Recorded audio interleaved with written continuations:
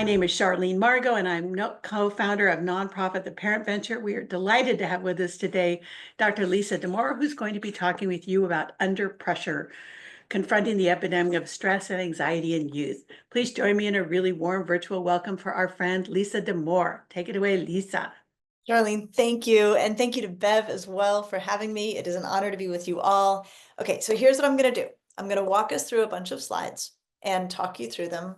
It'll take me about 40 minutes or so, so I'll leave us a good 15 minutes at the end for your questions. Your questions are my very favorite part because I know what I'm going to say. I'm really interested in what you're thinking and what's on your minds, so there'll be plenty of time for that.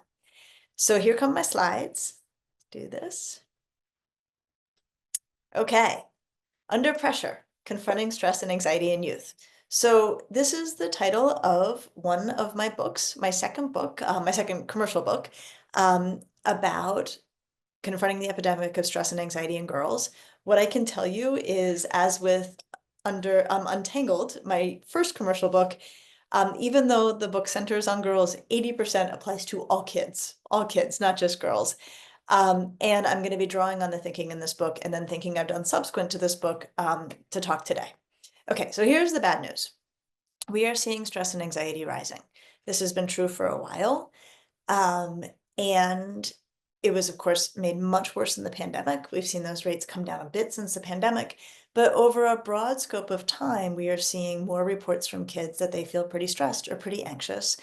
And when we ask them why, they give us really good data that are actually pretty expected, commonsensical. Kids worry about a lot of the same thing adults worry about. They worry about the climate. They worry about political discord. They worry about gun safety. So we know that there's also a digital environment around them that can exacerbate anxiety and exacerbate stress. But what we know is stress and anxiety have been part of kids' lives for a very long time. It has been accelerating of late. Not all of that is the digital environment. There are a lot of other forces at work. And we're going to think about how we help kids manage all of this. And that gets us to the good news. The good news is, as much as it's hard to deal with stress and it's hard to deal with anxiety, there is so much that we can do to better support our kids. One of the things I think that it really works well for us, or that we have in our corner, is that psychologists have studied stress and studied anxiety for decades. We understand them extremely well. They are, at a theoretical level, comparatively simple, pretty straightforward. And what that means is we have very clear, agreed upon principles about how we understand these and how we help people with these. So this is to say there's a lot of stuff in our field that we're like still figuring out, or we wish we had better treatments, or we wish we had a better understanding.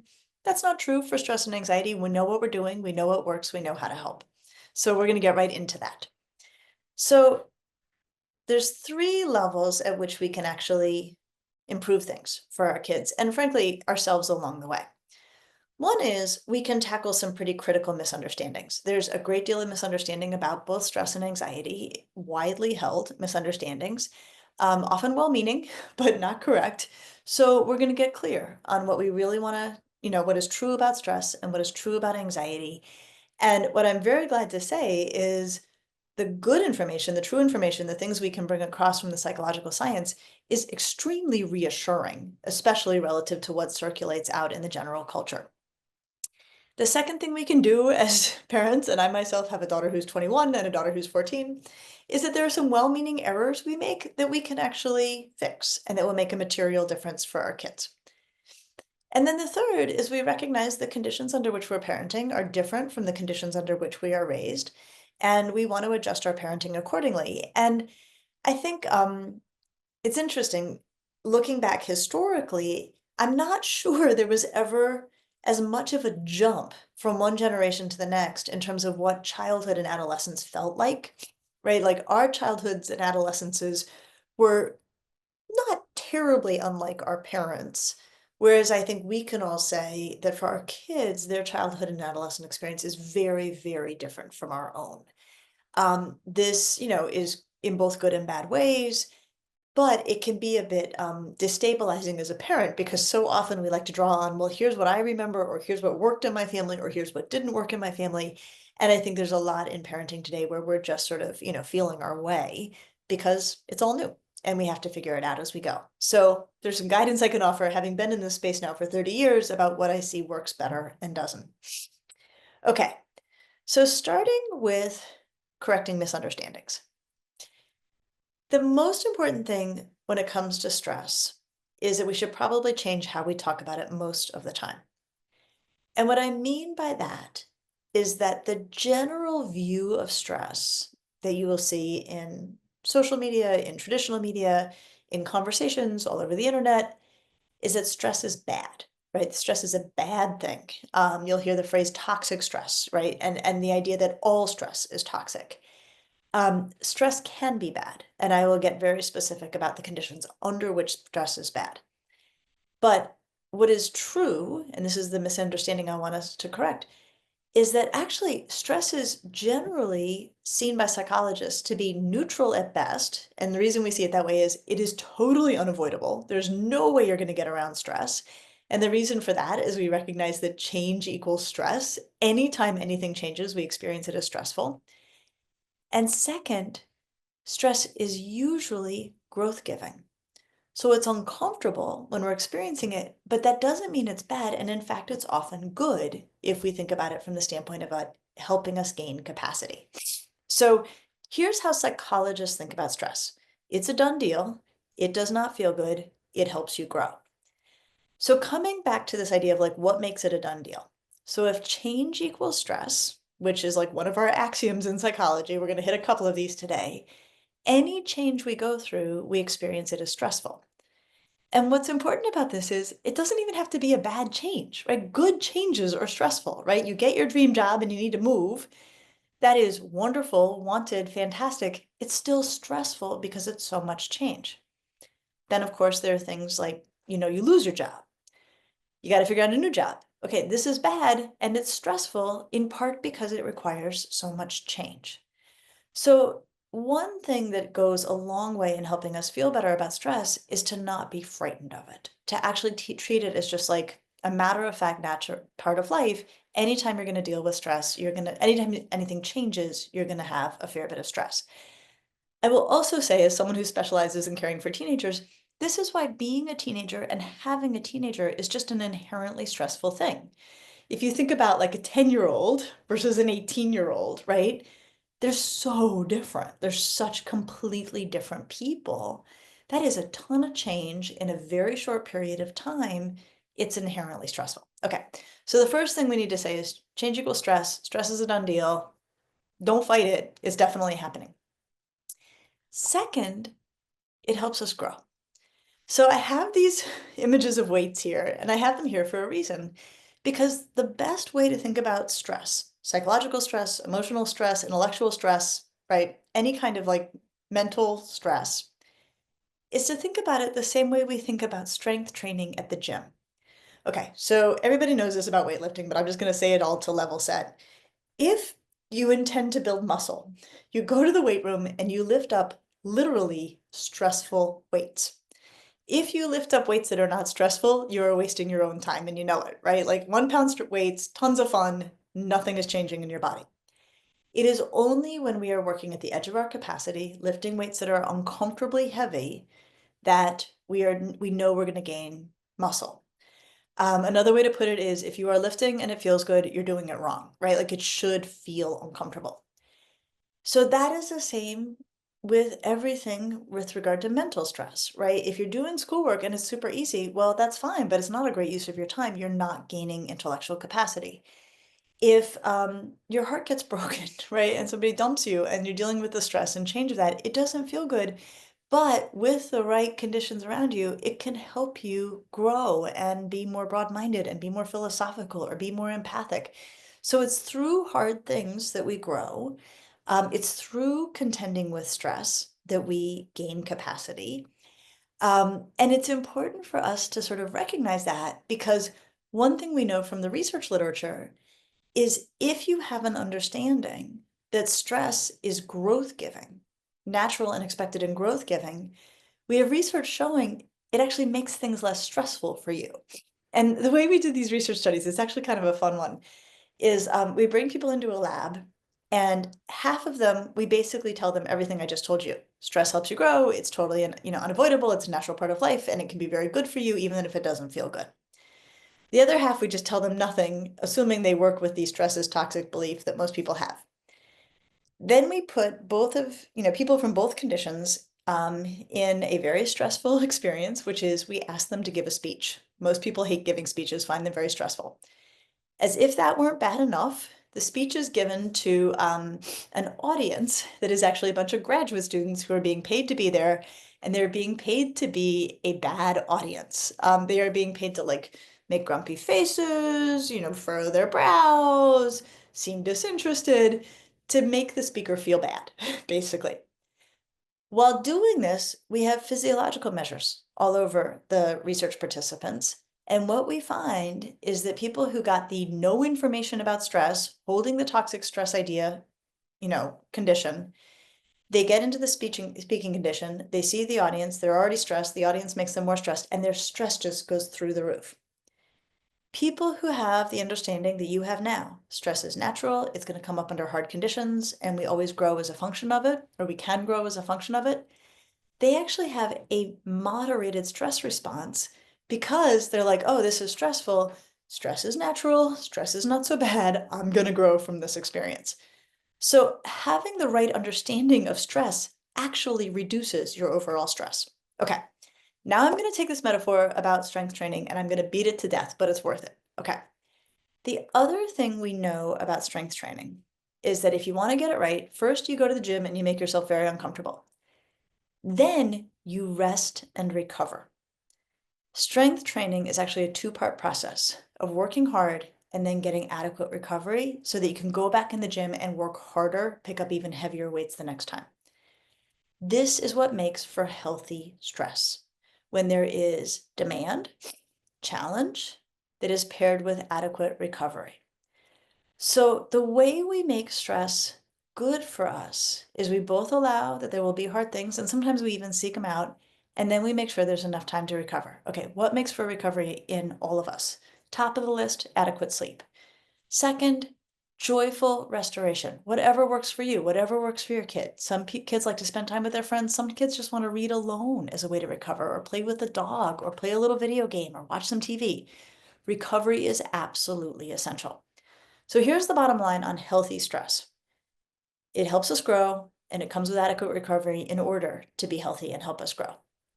All right, I said I would acknowledge that there are limits on when stress is unhealthy.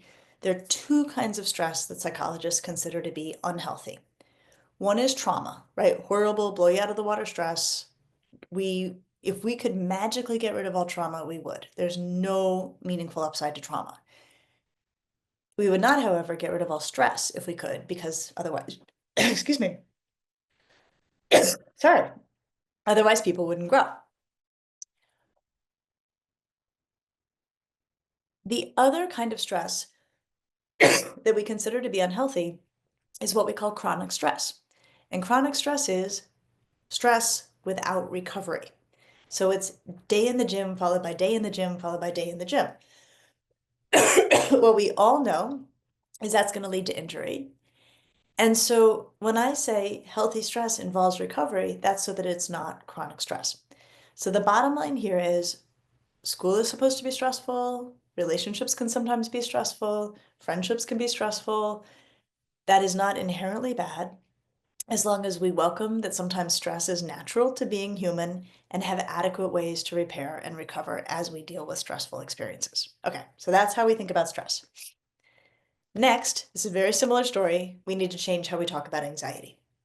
One of the things that is true is that anxiety is often talked about as though it is always pathological, always bad. As with stress, we have a very clear understanding in psychology that there's healthy anxiety and there's unhealthy anxiety. Okay, here's what healthy anxiety is. Healthy anxiety is like this fire alarm. It alerts us to potential threats. It lets us know when something could go wrong. You smell smoke, you should get anxious. Smoke can mean fire, right? And we want to pay attention to that. Anxiety, as uncomfortable as it is in our bodies, is a gift handed down by evolution to help us be alert, to help us anticipate things that could go wrong, and to help us to derail things if they're starting to go wrong so that we can get things back on the right track. The only time we consider anxiety to be unhealthy, there's actually two conditions. One is if we're having an anxiety response where there's not really a potential threat, right? Like, people who are like, I won't go, I don't want to leave the house because something could go wrong, right? Well, you have to be within the range of what real threats are. So if the person's anxious all the time for something that's not really going to happen, we consider that worrisome anxiety. Or if the anxiety response is grossly out of proportion to the threat. So if a kid hasn't studied for a test, they should be anxious. That is actually healthy anxiety. That is anxiety being like, you need to start studying because you not having studied is a real potential threat. You're going to do poorly on this test. That anxiety is good anxiety if they haven't started studying. If a kid is having a panic attack over a test, that's not helpful, right? You don't need a panic attack. It's way too big. It's going to stop you in your tracks. It's not going to motivate you to get going on studying. Now, I will say I had the honor of working for 4 years on the movie Inside Out 2.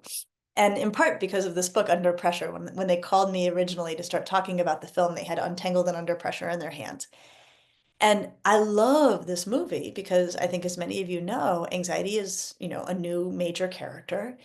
And they did a beautiful job in this film of presenting her both as healthy and as unhealthy, depending on the conditions. So there's a lot of times in the film, and some of them are subtle, where she is doing a really good job of warning Riley of something that could go wrong. Um, the next time you watch it, this is something I didn't catch until watching it many times. There's even a scene early in the film where Riley and her friends are in the locker room and they're goofing off, playing around, and the coach comes in and is like, "All right, everybody settle down." And Riley and her friends ignore the coach and they keep taking selfies with their phone and they're being annoying. And it cuts to the headquarters, right? The scene inside the mind. And in that scene, anxiety is like tugging on Joy's sleeve, like, cut it out, because Joy is the one making all of this like horseplay happen. And then the coach gets mad at Riley, takes away her phone and her friends' phones, everybody's phones, because she wasn't paying attention and did not do what she was supposed to do. Like, anxiety was right. Like, she should have cut it out. So, right in the early openings of that film, they introduced the idea like anxiety's got a job, and there are times when Riley should be listening to her. Now, the film also does a quite spectacular job of showing unhealthy anxiety, and I'll give you two examples. One is in the scene, if you haven't seen it, where it's sort of like a pillow fort scene where anxiety is projecting all of these worst case scenarios up onto these screens or having, directing mind workers to do this. And they're terrible scenarios, and it cuts to Riley in real life, and she's tossing and turning in her bed and she can't sleep. And there's a line in the scene, and it's actually voiced by the character Disgust. And she says, "Oh no, anxiety is using Riley's imagination against her." I have to tell you, I was stopped in my tracks the first time I heard that line. I was like, that is the best description of your rational anxiety I have ever heard. Like, that is absolutely brilliant. This idea of like, um, you know, oops, sorry, I went ahead when I didn't want to go ahead. Sorry. Let me go back. Um, um, you know, Anxiety, like making us worry about things we don't need to worry about. The other place in the film where they show irrational anxiety is actually a panic attack. Happens in the film, and it is beautifully depicted, incredibly compelling. And if you ever had a panic attack or cared for someone who's had a panic attack, like really captures what goes on in a panic attack and how miserable they are.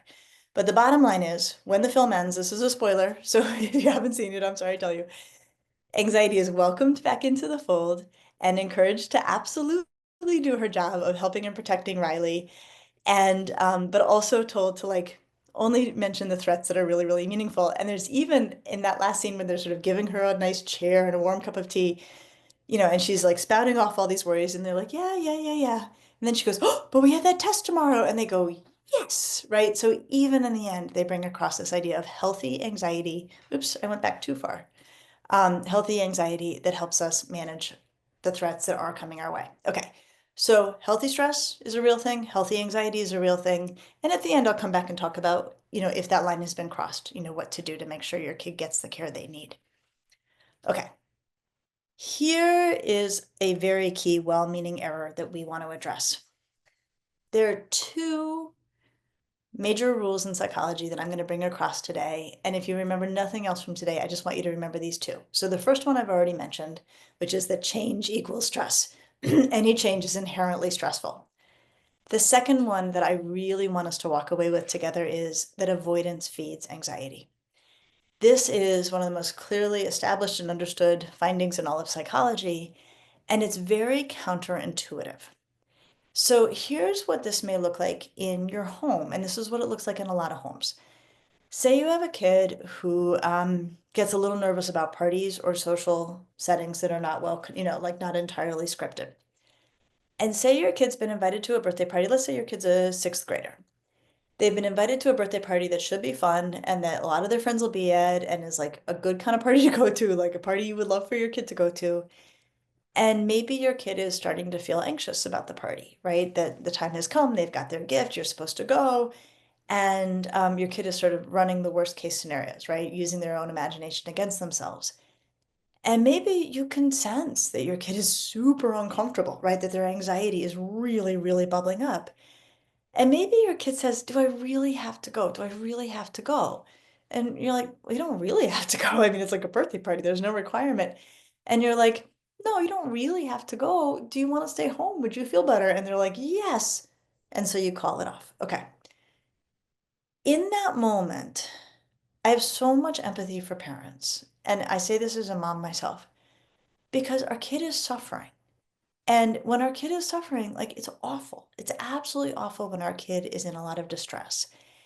And in that moment, if we're like, it's not that big a deal of a party, you don't have to go, and we let them off the hook, their suffering ends immediately, right? Relief washes over them. They feel instantly better. And so at that time, under these conditions, it feels so right, right? Like my kid felt awful. I said they didn't have to go to this thing they don't really have to go to, and they feel better. It can feel like the right thing to do. This is what I mean by the real science, the science behind this being counterintuitive. What we know more than anything else is that avoidance is a phenomenal short-term solution to anxiety, but it almost always sets up long-term problems with anxiety. So when I say avoidance feeds anxiety, it's actually a three-course meal. Okay, so here's how it goes. First, it feels good, right? Like, and we just call this reinforcement in psychology. Anything you do that feels good, you want to do more of it. So when your kid's like, I don't want to go to the party, and you're like, okay, you don't have to go. And they're like, oh, that's fantastic, right? The next time your kid feels anxious, they're like, oh, I know it feels really good. I'm going to avoid because I know that works every time. So it actually sets up future avoidance. The second problem with allowing avoidance is that it lets the daydreams win. Whatever your kid was imagining about how scary that party was going to be, how unkind the people were going to be, how there was going to be nobody to talk to, that is now sealed in amber. Those beliefs go unchallenged, and your kid gets to continue to hold on to those ideas. Whereas if they go to the party, it is almost always the case that the real life thing is not nearly as scary as whatever we can make up in our minds. The third course of this, and this is pretty specific to like missing out on social events or missing out on going to school. Stuff with kids moves fast. And when kids stop going to social events with their friends, or especially if they stop going to school, it actually is harder to go back in because they've quickly fallen out of the loop. A whole bunch of stuff has happened without them and they know it, and rejoining becomes more challenging. I'm married to a high school teacher, and I will tell you, I wouldn't go so far as to say our kids have to be bleeding from the eyes to not go to school, but like he really, really is pretty rigid about them going to school. And I'm like, if you are vomiting or have a fever, you stay home. Otherwise, we're gonna try to send you. Um, and my husband has come to this place from watching kids who just, don't come for a day and then coming back the next day is hard, and then 2 days missed makes it that much harder. So it's a very slippery slope. So the bottom line is, even though avoidance feels great in the short term, it almost always creates trouble down the line. And so when our kids are inclined to avoid, we want to be really cautious about allowing it. If your kid is avoiding a real threat, if your kid's like, I don't want to go bungee jumping with everybody, that is totally cool with me if your kid does not go bungee jumping. But if your kid's like, I don't want to go to that birthday party, or I don't want to go to school, or I don't want to do this thing that is like totally down the middle of what we expect kids to do your best to not allow avoidance. Now, the good news is you don't have to make them go all the way, full blast into it. They can do a wade in, they can do baby steps. So you might say, listen, we're going to the party, but in 20 minutes, I'm going to text you because I forgot something. And if you, after 20 minutes, are like not in a place where you can stay, I will come down, I'll come by and get you, and we'll come up with some explanation for why you need to go. Um, those kinds of things can make a really big difference. If your kid's like, I don't want to go to school, I promise you, it is better to get them to the building, even if they don't go to class, even if they're actually in the building but hanging out in the counseling office that day. It is better for them to be physically in the building as opposed to comfortably at home. If this is very intense, learning anxiety management techniques. And I have a bookmark on my website about how breathing changes, affects anxiety. If you go to my website, it's drlisadamour.com. If you go to How Can I Help button at the top, you'll see all my downloadable bookmarks. There's a whole bunch there about anxiety. So, bottom line, avoidance can look like the right thing to do. It feels like the right thing to do, but it's almost always a choice that's going to cause unintended consequences down the line.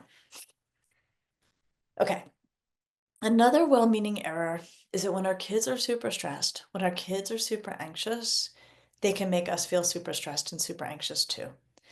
And what this can look like is your kid comes home and they're like, I have so much work. And then we're like, what are you talking about? Why didn't you get over ahead of this? And then they're like, you don't understand, right? And then it's just like not fun at all for anybody.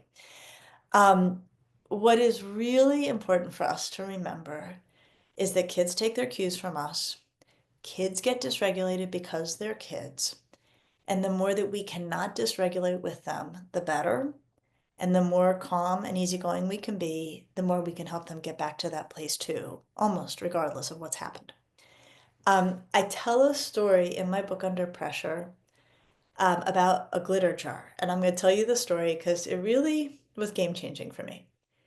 And it has to do with helping kids calm and helping ourselves be calm to help kids be calm.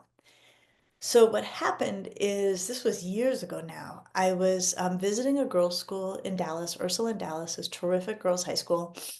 And I was sitting around with the counselors and we were talking about kids having meltdowns at school. And at that point, I was consulting a day and a half a week at Laurel School here in Cleveland, Ohio, where I live, and had definitely dealt with a lot of girls having midday meltdowns. And I was expressing my like, oh, it's really hard when a kid's like melting down in the middle of the day, like figure out what to do.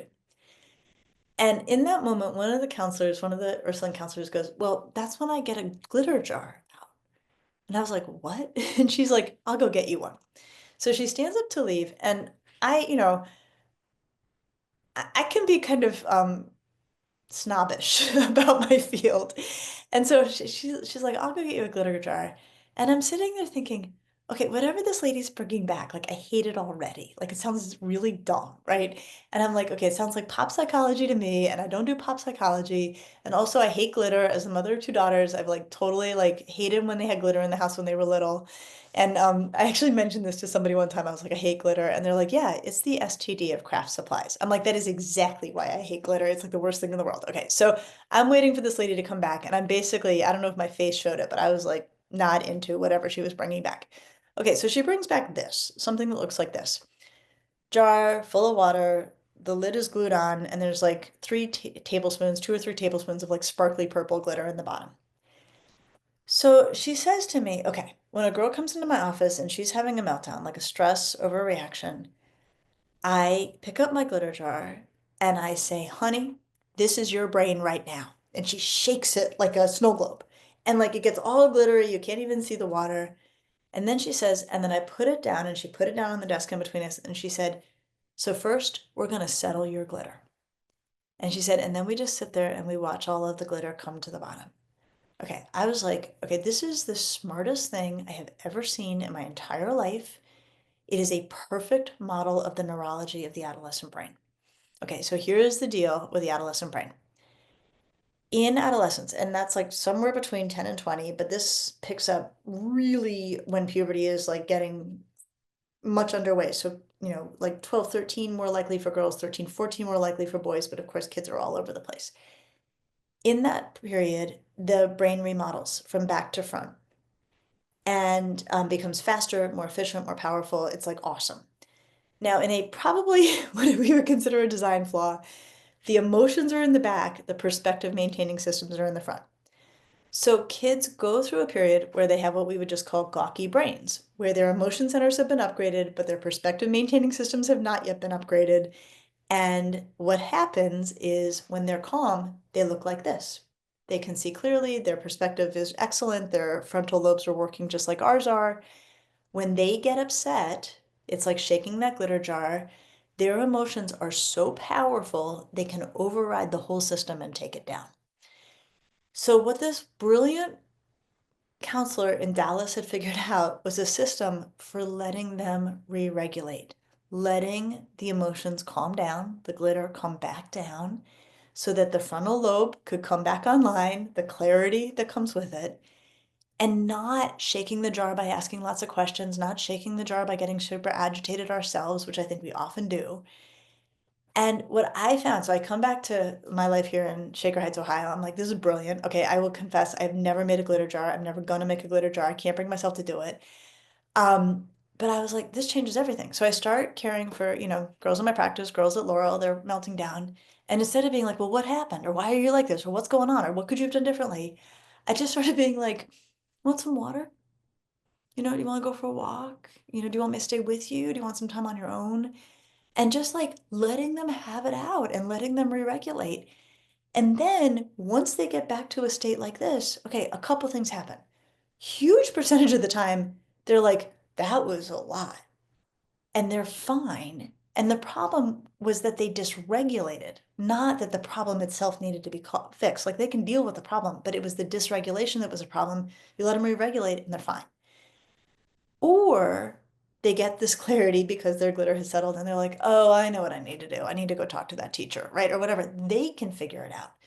But bottom line, everything will go so much better in your homes if when your kid is having a dysregulated reaction, you either make or imagine, I just imagine a glitter jar, and you let their glitter settle before you start trying to problem solve, which you may or may not need to do. Okay, now let's parent for the current conditions. Couple things I want to hit here. One is you may have noticed our kids do way more work than we ever did, especially if you've had a kid near or going through the college process. I have such a vivid memory of when my older daughter applied to college a few years ago. I was like, oh my gosh, like you have done so much more in high school than I ever did. What's being asked of you for college applications is so much more than I ever put out there. It is a lot.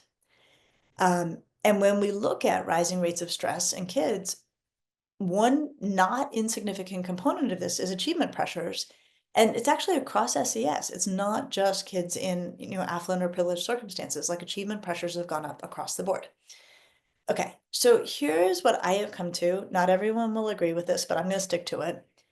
Is that there comes a time where we have to encourage students to be much more strategic about their approach to school. And what I mean by this, and this is often girls are more likely to be perfectionistic, but it's not necessarily just girls. You may have a kid who's not a girl who this describes perfectly, is that in the early days, there are kids who are just workhorses, right? They're just great little workers and they love to polish everything to a high shine. And we cheer them on. We're like, that's amazing. It's beautiful. A triple plus. I love it, right? Okay. Here's what I've seen, and I've seen it enough that I've changed my tactics, is that sometimes when a kid is getting all of this encouragement for being very, very hard driving, very perfectionistic, doing beautiful, beautiful work, they just start doing that indiscriminately. And I've seen kids who do that in the seventh grade and they can maintain it. They do it in the eighth grade, they can maintain it. They are still doing this elbow grease over work on every single thing, trying to shoot the lights out on every assignment. And what I see is they may have enough bandwidth for that in ninth grade. By 10th grade and certain by 11th grade, they become crushed by the weight of their own inefficiency. They are giving everything their all and they run out of energy. Having seen this enough, I have actually started to go back, usually to the middle school years. And what I advise is watching first for when kids have their work ethic in place. Every kid needs a work ethic. Every kid needs to know how to work, how to do a gorgeous job, fantastic project, incredible product when the time is right and needed. Every kid needs that. Once your kid has that, and different kids will have this at different stages, but somewhere in middle school is where a lot of kids get this worked out. Then you say to them, Great. You have a fantastic work ethic. Now it is your time to become tactical and strategic about how you deploy your energies. And what I will say to kids is you want to think of yourself as having one tank of gas and it needs to get you through the whole week. So if you floor it on every single assignment every day, you're not going to make it. Your job now is to figure out where do you need to floor it and when can you coast. Okay, it's the coasting where a lot of people get hung up and where I got hung up for a long time. If you yourself, like I myself, were a very serious student, I'll call myself a grade grubber because I totally was, who wanted everything just so and perfect, it is very hard to encourage your own kid to coast. But I will tell you, having watched this play out so many ways, I did it with my first daughter and I'm going to turn around and do it with my second daughter. And I will also say, to make broad gender generalizations, which are always dangerous, boys are better at this. Girls tend to overwork, whereas I was talking about this with the parent of three boys, and she was like, "Oh yeah, my boys called that the art of the 89.5. Like, what's the lowest possible grade I can get to keep the adults off my back?" Okay, this is brilliant. The boys are right. The kids who are doing this are right. Because what we see is by junior year, girls and boys, if we stick with this gross gender generalization, which I'm going to, they may be getting the same grades with the boys doing quite a bit less work because they know how much they have to do to get the grade they want, and then they stop. Okay, this is given how much work kids have at school, this is where we got to be. Okay, so with my older daughter, who was a grinding perfectionist like I was, in seventh grade, I'm watching her just work and work and work. I'm like, what do you have in this class? She's like 103. I'm like, okay, stop right there. You are really stressed about this other class. Can you phone it in the class where you have 103 and keep your grade? She's like, totally. I'm like, you need to start putting all that energy over here on this other thing. I encouraged this through school. We got to a point where she was a senior in high school, and she said to me one day, Mom, check it out. I can get a 74 on my next physics test and keep my A in the class. And I was like, oh, okay. So I had two reactions to this. One was horror. I'm like, oh my gosh, what have I done? And the other was pride. I'm like, this kid's not going into physics. She's just trying to get through high school, getting some sleep under her belt. So I am going to just put that on the table. Let me say a whole bunch of caveats. I am well aware I'm talking about a subset of kids who enjoy being able to work in this way and to get the grades they want without having to completely knock themselves out. The other thing I will say, and I want to be the first to say it, my kids are white. They can afford to take their foot off the gas without having to worry that this is going to play to some negative stereotype that they then are saddled with. So take this guidance for what it's worth and how well it does or does not work for your family. But I will say, having cared for so many kids who are trying to shoot the lights out on everything, it is not necessary for a lot of kids. It is not helpful. Um, and I think there's real value in helping kids think about themselves as being strategic and tactical in where they deploy their efforts. All right, last slide I want to talk about, which is digital life, right? Um, Here's what I want you to know. The universe around digital technologies and the science around social media is extremely complex, very murky, and the scientific consensus is basically we get really mixed results. For some kids, it's great. For some kids, it's not so great. I will also tell you, I think for a lot of kids, it's both good and bad simultaneously, in the same way that for adults, digital technology and social media are both good and bad simultaneously. What I will say is that there are risks inherent, especially let's say in social media, and we want to protect kids from those risks. I think the way we protect kids from those risks is a way we protect them from all risks, which is that we make rules that make sense to the kid, right? So we might say, I'm going to hold you off on social media till you're at least, I like to say 14, because that is when you become sufficiently skeptical of what's put in front of you, and there's going to be toxic garbage there, and I need you to be skeptical. But 14 is the minimum age. You know, if you can stay in good close touch with your friends through texting, through other measures, the longer we wait, the better. So they need rules that make sense. And the other thing is they need a good working relationship with you, because there may come a time down the line when your kid is on social media and they see something worrisome or they have an interaction that feels uncomfortable. You want them to feel that they can come to you for guidance. You want them to feel that they can come to you for help. So do this in a caring and relational way. And I've done a lot of writing about how to onboard kids to social media. If you Google, I did a piece called Beyond All or Nothing, a pragmatic approach to social media. I did it for Sesame Street Workshop because I wanted it to get to families when kids were young. You can find that, and I just walk through step by step how to think about introducing social media if you want to. Um, I also think there's a lot of value in uncoupling giving kids phones and giving them social media. You can give a kid a phone a long time before you give them social media. You know, an iPhone with no browser, no social media apps, no ability to add apps without their permission. Kids like to text, kids like to listen to music, kids like to take photos, right? There's real value in that for a lot of kids. The other thing I will say, and I'm just going to end on this point, one of my biggest concerns about digital technologies in kids' lives is that they mess with sleep. And there's a lot of us in the field who strongly suspect that there's a correlation between the introduction of the phone and a rise in mental health concerns is not actually social media, but it's that it disrupted kids' sleep, that kids had their phones in their rooms, and it was the sleep disruption that contributed to mental health concerns, maybe not social media at all, or maybe in a very incremental way. Sleep is the glue that holds human beings together. Nothing is going to do more to help your kids manage the inherent stress of growing up, the inherent anxiety of being a person in this world, than getting a good night's sleep. If you have not yet given your kid digital technology, I think it's really easy on the front end to say, okay, you can have it, but it does not go in your room. If you're like, lady, that ship has sailed, then the question I would have you ask is it messing with my kid's sleep? If you think it is, you're down for a conversation where you say to them, it cannot stay in your room if it messes with your sleep. If it messes with your sleep, or, you know, if I think it's messing with your sleep, it's going to come on out. So put sleep ahead of everything, put sleep ahead of technology, and then go slow as you expand kids' access to technology. Okay, let me just I said I would mention this. If you have a child who is suffering from unhealthy stress, either chronic stress or trauma, we know what to do. We are better at treating trauma than we ever have been. If it's chronic stress, that kid needs more rest, that kid needs more recovery. It may involve taking some things off their plate. If you have a kid who's suffering from unhealthy anxiety, their anxieties are irrational, or their anxiety response is overpronounced, I promise you, we are so good at treating anxiety. We know what we're doing. Talk therapy works. Exposure therapy works. Medications can be brought on board, but often they're not even needed.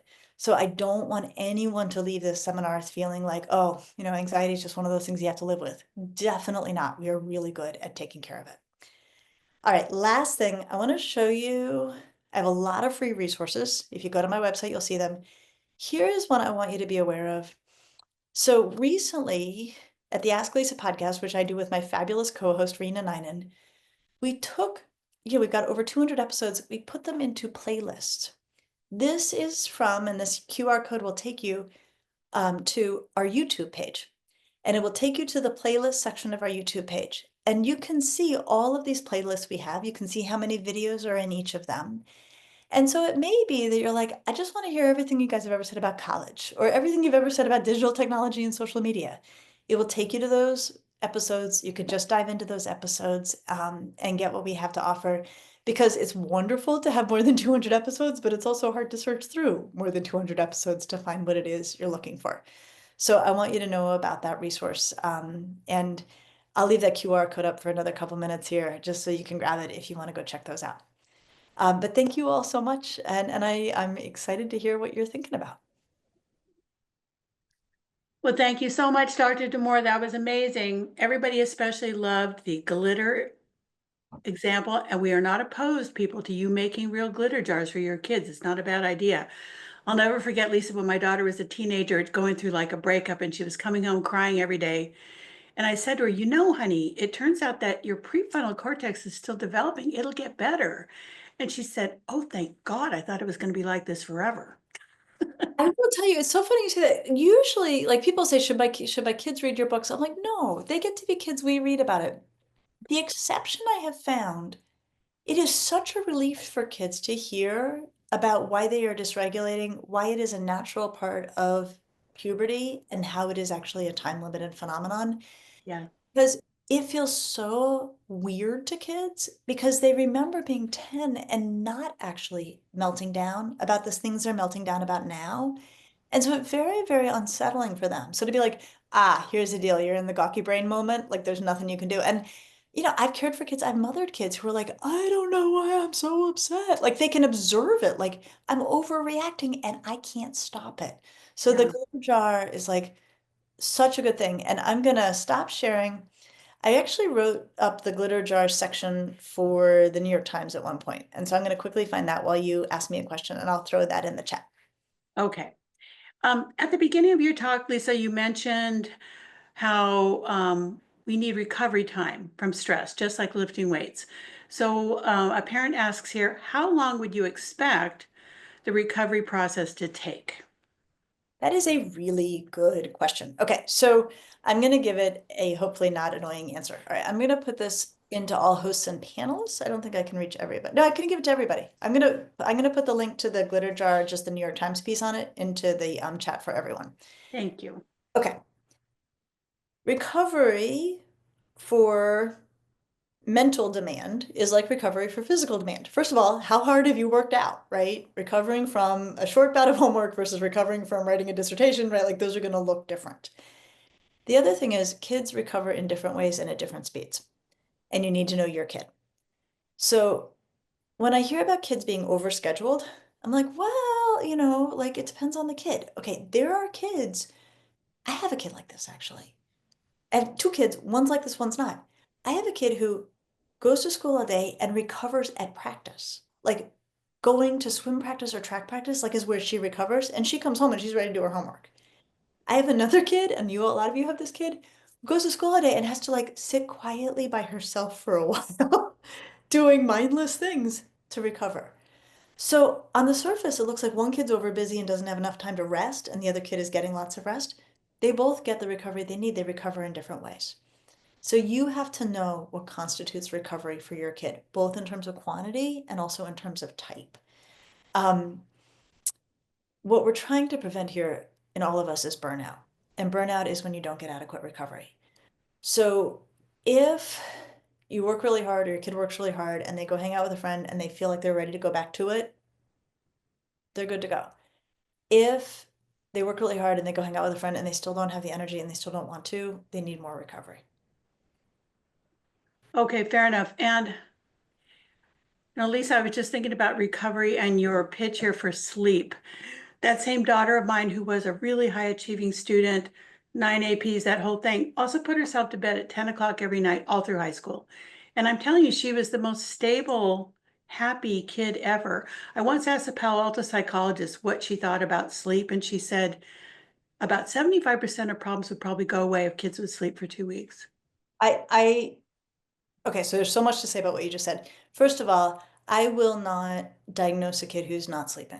You will not. I will if the kid comes my way and they look on the surface depressed, anxious, fill in the blank, I will say, "How's your sleep?" And if they're like getting none, I'm like, "We're gonna get you a couple weeks of sleep, and then I'm gonna see what's left." Wow. Because kids who are not sleeping look depressed. Kids who are not sleeping look anxious. Like it's just like you can't untangle those. I will tell you, Charlene, I see lots of kids who are really good at getting themselves to sleep and they get their homework done fast and they get it home done with not as lot of errors because they're actually so well rested. Here's the super bummer news though. When we look at population level research on sleep and academic achievement, optimal mental health happens at 9 hours a night for kids. We know this for high schoolers. Optimum grades tends to happen around 7.5 hours. Not great. But I will also say I'm a big fan of letting kids catch up on the weekends if they want to, so long as they don't have trouble getting up on Mondays. Okay, fair enough. Yeah, but somebody's asking, and this feels really important. Elementary school kids need an average of 11 hours of sleep a night. Middle school need an average of 10. High schoolers are supposed to be getting an average of 9. So like we are way below that most of the time. Yeah, and that is a hard number to get if they're Mhm. getting up really early. Okay, so really good questions coming in, everybody. Thank you. Here's one.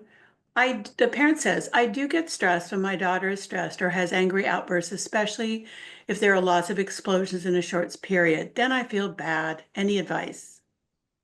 Well, of course you get stressed if your kid's yelling at you and freaking out and like being really um you are well within your rights to say, like, I can't be calm when you're talking like that. I can't be what I want to be for you when you are that agitated.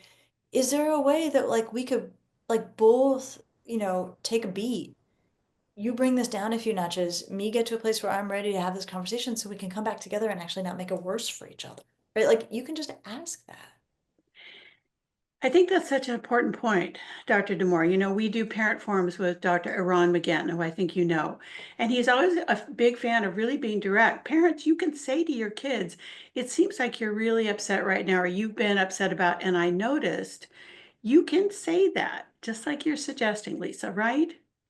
Absolutely. And if your kid is using you as a punching bag, which kids Mhm. sometimes do, don't allow it. They will not feel good about it.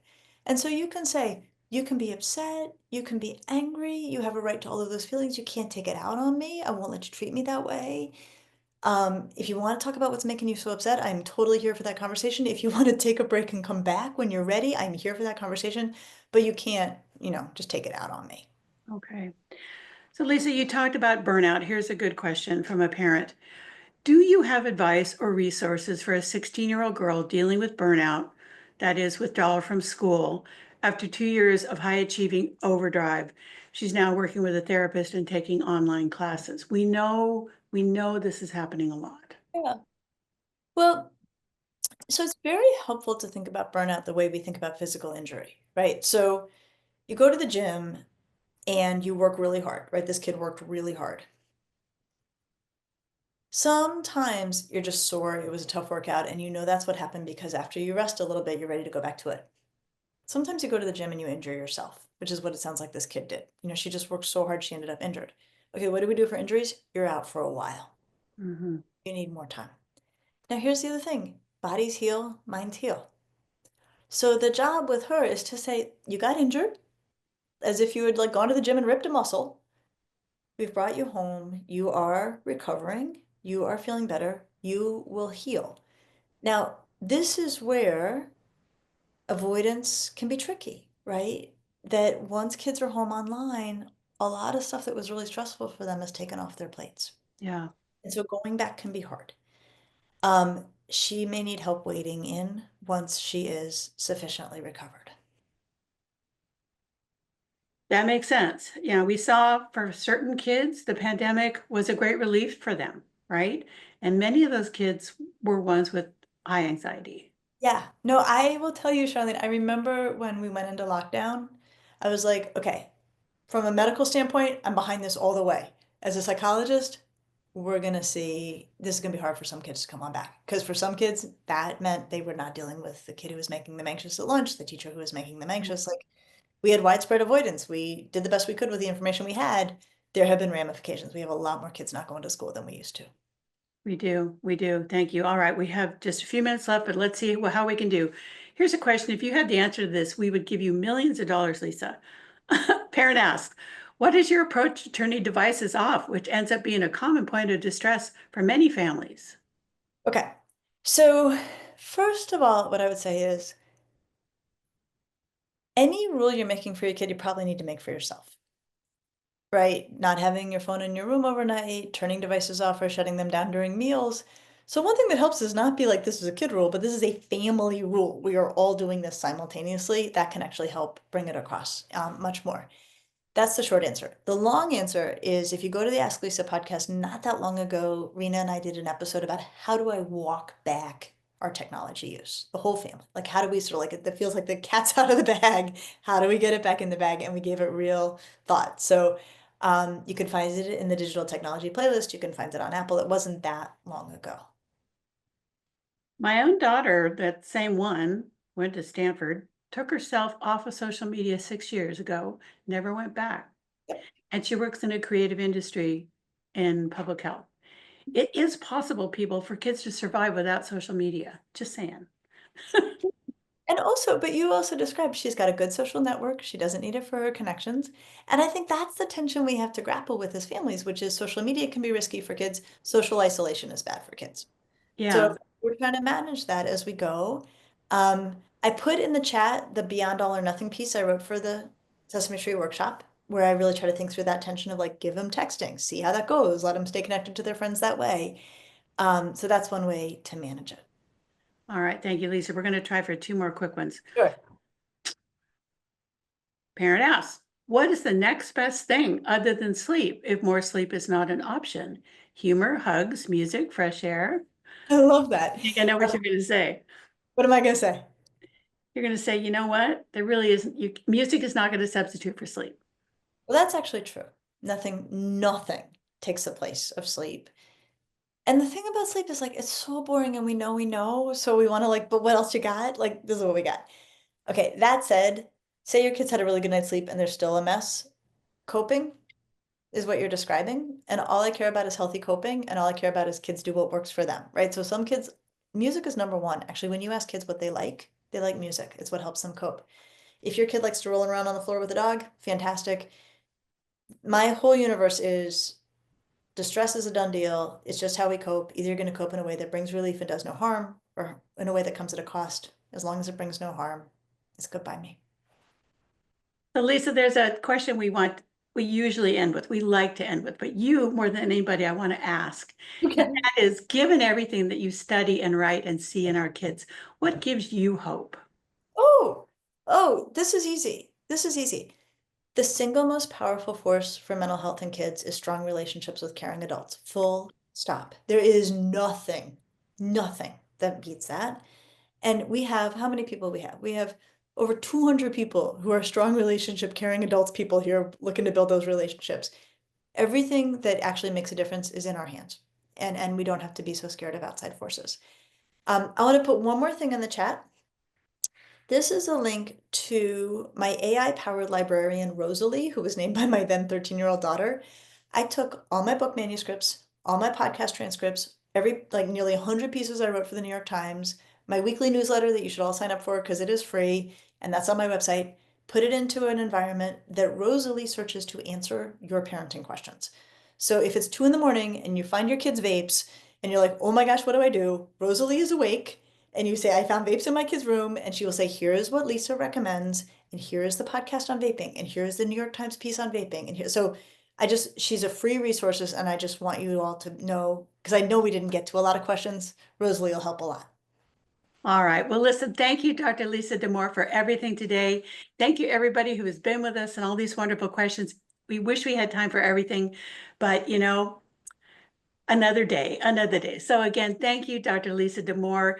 Look at all the love. And thank you, everybody, for being with us. Take care, everybody. Practice some of these things. Have a great weekend, and we hope to see you again soon. Bye-bye, everybody.